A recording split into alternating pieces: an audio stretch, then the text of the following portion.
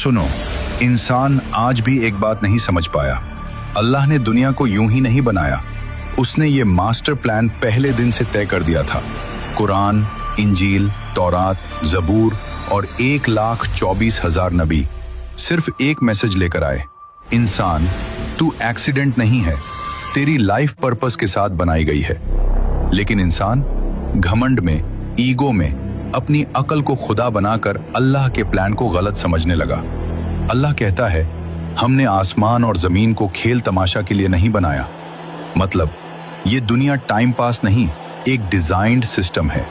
विज्ञान कहता है यूनिवर्स इतना फाइन ट्यून्ड है कि 1% भी ऊपर नीचे हो जाए तो जिंदगी नाम की चीज असंभव हो जाए।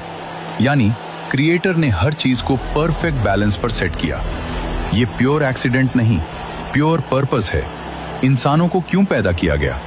कुरान कहता है, मैंने जिन और इंसानों को सिर्फ अपनी इबादत के लिए पैदा किया।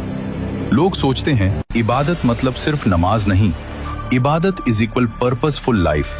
अच्छाई, न्याय, सच्चाई, खुद को बेहतर बनाना, फितरत के खिलाफ न जाना, इंसानियत निभाना और क्रिएटर को पहचानना।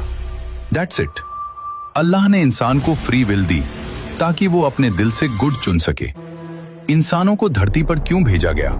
कुरान कहता है, मैं धरती पर एक खलीफा बनाने वाला हूं। खलीफा इज इक्वल जवाबदेह, नैतिक, इंसाफ वाला, अर्थ का केयरटेकर और ट्रूथ का वाहक।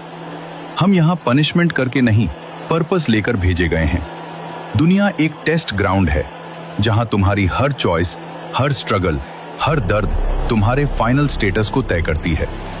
खुद नबी सल्लल्लाहु अलैहि वसल्लम ने कहा, दुनिया मोमिन के लिए कैद खाना है और काफिर के लिए जन्नत। यानी ये जगह आराम के लिए नहीं, ग्रोथ के लिए बनाई गई है। इंसान अल्लाह का प्लान क्यों नहीं समझ पाता? साइकोलॉजी कहती है, दिमाग अननोन को नेगेटिव समझता है, दर्द को मीनिंगलेस समझता है, मुश्किल को पनिशमेंट समझता है। ईगो उसे अपने गलत फैसलों को स्वीकार नहीं करने देती। इसलिए इंसान बोलता है, अल्लाह ने मेरे साथ ऐसा क्यों किया? जबकि सवाल होना चाहिए, इस चीज में मेरा टेस्ट क्या है? कुरान कहता है, हो सकता है तुम जिस चीज को बुरा समझते हो वही तुम्हारे लिए बेहतर हो। फिलोसोफर्स कहते हैं, man chooses, God decides. Quran यही कहता है, तुम कोई प्लान नहीं बना सकते जब तक अल्लाह न चाहे।